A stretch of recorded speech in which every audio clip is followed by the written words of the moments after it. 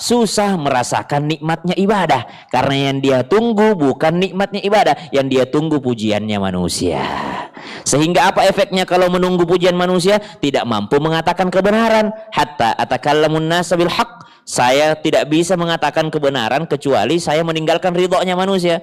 Orang kalau masih mikirin penilaian manusia kan tidak bisa ngomong yang benar, susah ngomong yang benar. Gimana hukumnya Ustadz kalau korupsi? Sebenarnya ndak boleh Pak Haji, tapi itu kalau cari muka sama pejabat.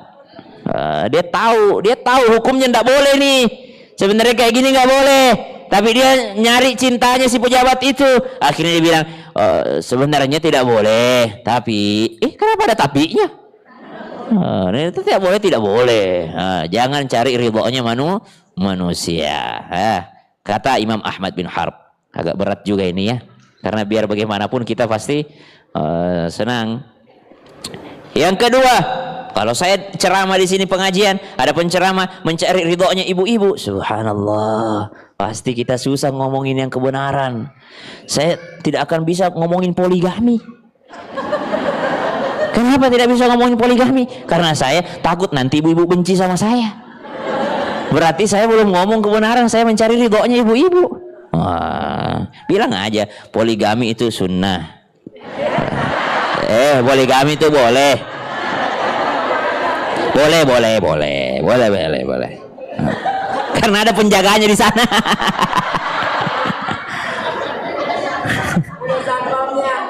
Tidak boleh takut sama istri. Tidak boleh takut sama istri. Takutnya sama Allah.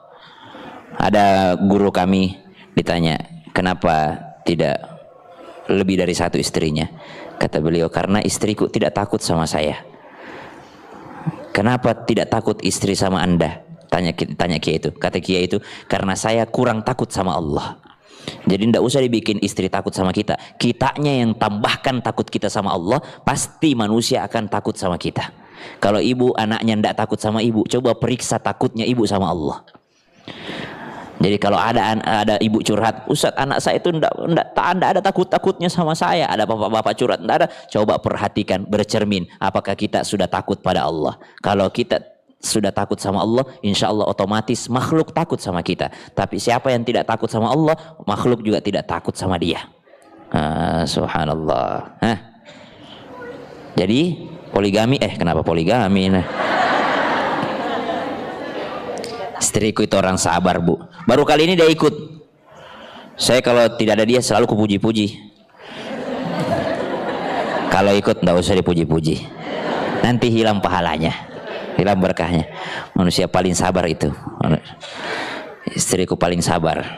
Insyaallah. Doakan ya, Bu. Semoga ada adiknya Barak segera.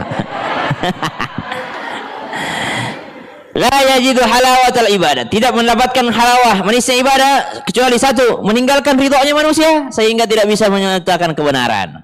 Kalau sudah meninggalkan ridhonya manusia, sudah bisa mengungkapkan kebenaran. Yang kedua, kan Nabi SAW kenapa disiksa? Karena Nabi mengungkapkan kebenaran. Seandainya dia cuma mau cari muka sama Abu Jahal, Abu Lahab, om-omnya semua, Muhammad berhentilah. Maka Nabi SAW dicintai sama semuanya. Tidak ada yang benci sama Nabi. Tidak ada satupun yang benci sama Nabi. Mereka cuma marah ketika Rasulullah SAW menyampaikan risalahnya Allah Subhanahu Wa Taala. Kalau sifat, semua cinta sama Nabi. Abu Jahal, Abu Lahab, semua cinta sama Nabi. Tapi kenapa mereka menyiksa Nabi? Karena membawa agama Islam, bawa kebenaran. Yang kedua, kata Imam Ahmad bin Harb, wa taraktu suhbatal fasiqina hatta wajadtu suhbatas salihin. Saya tidak bisa merasakan nikmatnya ibadah kecuali sampai aku tinggalkan teman-teman yang tidak baik, sampai aku bertemu dengan orang-orang ataupun teman-teman yang baik. Teman yang baik itu membuat kita bisa menikmati ibadah. Harus punya teman yang baik. Kalau kita sudah menjauhi circle yang tidak baik, insya Allah bisa dapat circle yang lebih baik. Semakin tua semakin sedikit temannya orang. Saya lihat ibu ini terus di sampingnya.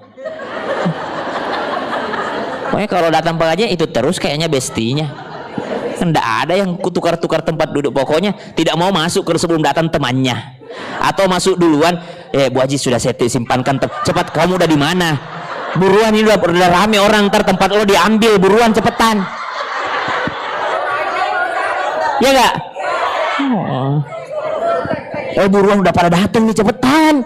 Gak enak nih, ntar diambil lagi tempat lo. Udah di mana sih lo? Dibilangin juga jam 8 udah kesini. Jam 7. Teman yang baik, meninggalkan circle yang tidak baik, pasti dapat teman yang baik, insya Allah. Kalau sudah dapat teman yang baik, kata Imam Ahmad bin Harb, itu sangat membantu seseorang bisa menikmati ibadah. Yang ketiga, wa taraktu halawatad dunya hatta wajadtu halawatal akhirah. Dan saya tidak bisa menikmati ibadah sampai saya meninggalkan nikmat dunia, sampai aku mendapatkan nikmatnya akhirat. Jangan kejar dunia, tapi biarkan dunia mengejar kita. Saya pernah ceritakan kisahnya. Ada seorang ulama kaya raya dengan seorang miskin yang suudzon. Udah miskin suudzon lagi. Ada orang miskin suudzon, ada ulama kaya raya. Kata miskin suudzon ini, kiai amplop. Alah. Oh ini ustadznya ustadz amplop nih, ustadz artis, pasti mikirin, pasti dia pakai manajer, pakai manajemen, apalah bahasanya. Ada suuzon dia sama kiai yang kaya raya. Akhirnya dia bilang, saya tes aja kali ya, daripada saya suuzon terus, saya tes aja. Datang dia di rumahnya, dia bilang, Pak Kiai, bagus juga tuh perhiasan. Kata Pak Kiainya, mau, ambil. Oh itu bagus juga tuh tuh. Bawa pulang. Subhanallah. Saya miskin Pak Kiai, enggak punya apa-apa. Nih, bawa nih Mas pulang. Bawa pulang. Subhanallah. Akhirnya dia pulang, subhanallah, saya ternyata suudzon, ternyata kiainya tidak cinta dunia, hartanya cuma di tangan, tidak masuk ke hati, sedangkan saya masuk ke hati. Ternyata subhanallah, saya bertobat kepada Allah. Dia bawa ini emas pulang. Dia sebelum sampai di rumahnya dia pikir, kalau emasku bawa ke rumahku tidak ada manfaatnya, ngapain juga istriku pakai beginian, mending saya mampir ke pasar jual ganti dengan beras. Dia mampir ke pasar, dia jual itu perhiasan, subhanallah. Pulang dengan rasa gembira, bawa beras, bawa makanan untuk pasangan dan anak-anaknya, subhanallah.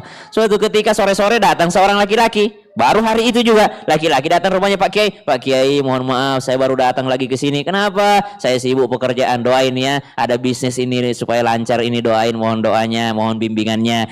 Saya tidak lama-lama di sini. Tadi saya mampir ke pasar, ada oleh-oleh saya bawakan. Tadi ada orang jual emas, jual perhiasan, saya beli. Ini untuk Kiai.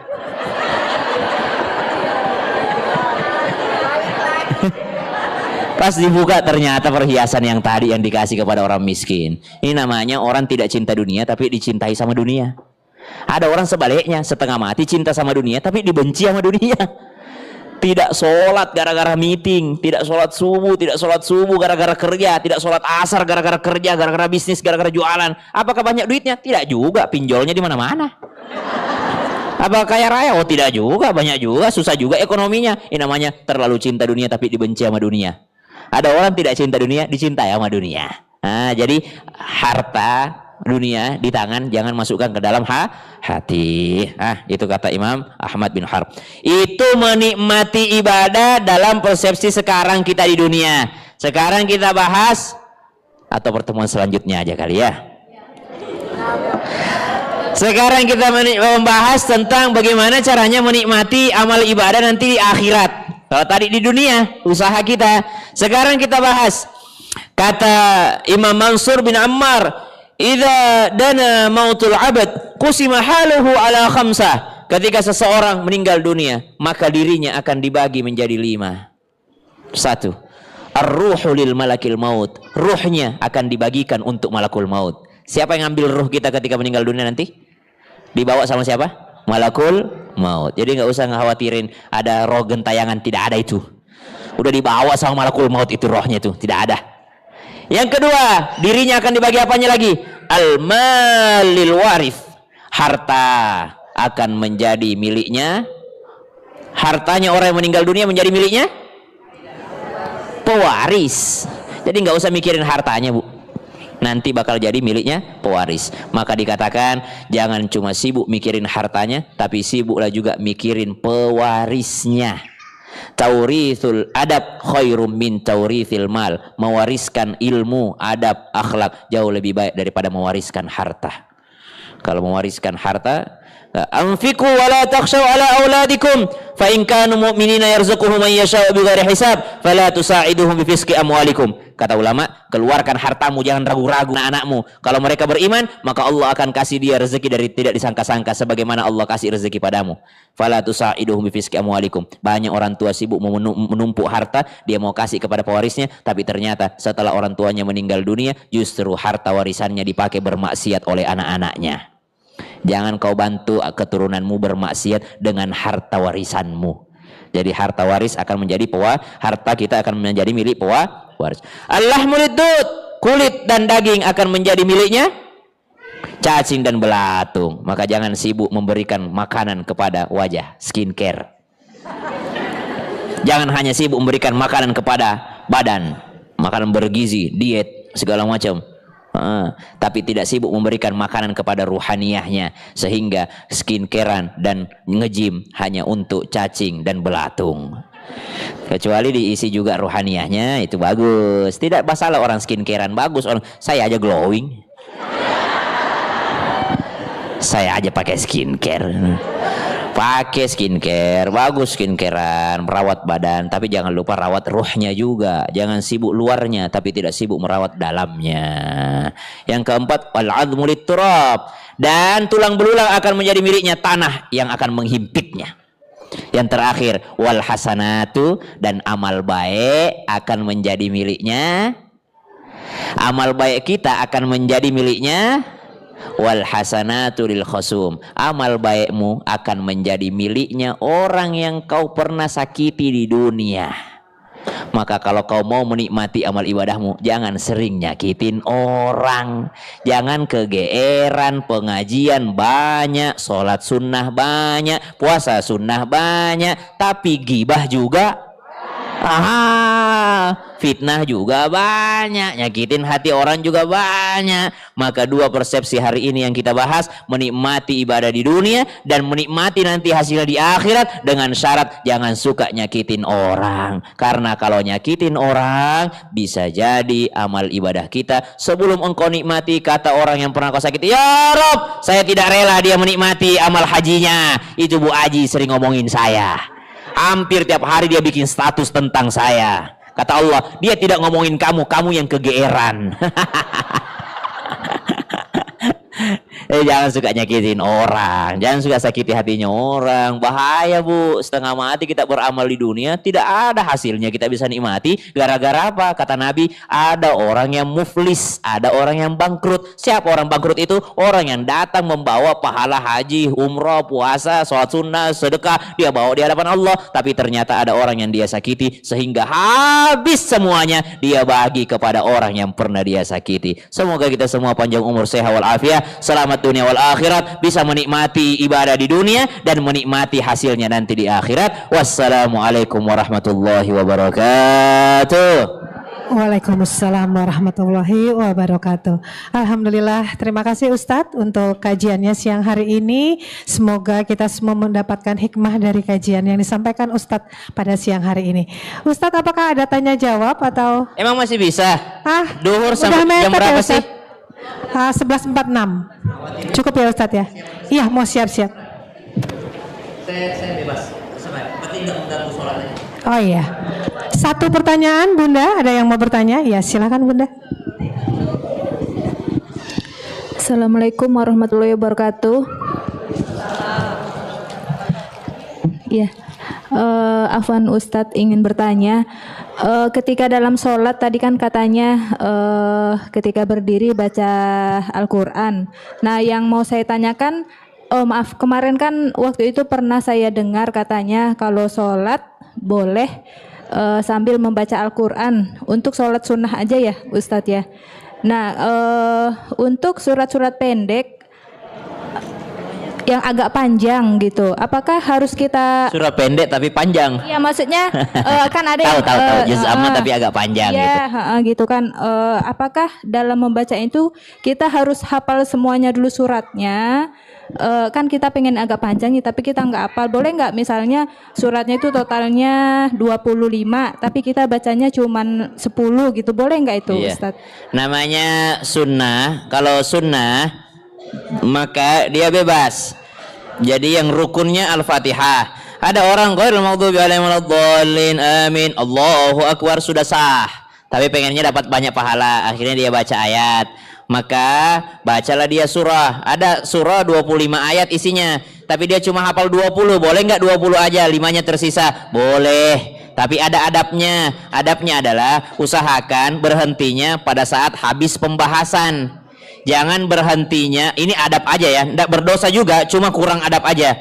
Contoh misalnya, fawailul lil musallin, celakalah bagi orang yang salat. Allahu akbar. Lah, celaka bagi orang yang salat, langsung ruku. Nah, kurang adab aja. Berdosa mah enggak, tapi kayaknya gimana gitu ya, lagi sholat dibilang celaka. Pastinya sambung dulu. Alladzina hum an salatihim sahun, alladzina hum yura'una wa yamna'una al-ma'un. Bagusnya begitu. Jadi bagus juga kalau sekali-sekali buka artinya, biar tahu gitu ya. Kalau sekarang kan udah banyak tuh, Quran wakaf lah, Quran warna lah, Quran warna-warni lah, Quran apa, pokoknya banyak lah ya, dengan bantuan-bantuan itu insyaallah. Ya, ada adabnya. Contoh misalnya baca Bismillahirrahmanirrahim, wal 'asr innal insana lafi khusr. Allahu akbar. Demi masa semua manusia rugi. Waduh, masa rugi semua?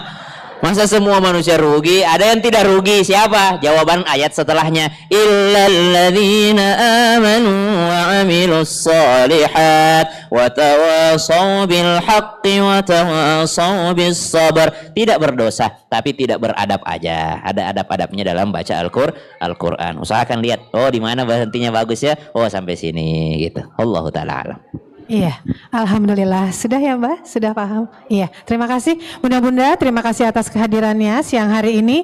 Marilah kita tutup kajian kita dengan membaca Alhamdulillah dan doa kafaratul majelis. Alhamdulillahirabbil alamin. Subhanakallahumma wa bihamdika asyhadu an la ilaha illa anta astaghfiruka wa atubu ilaik. Ya, demikian Bunda kajian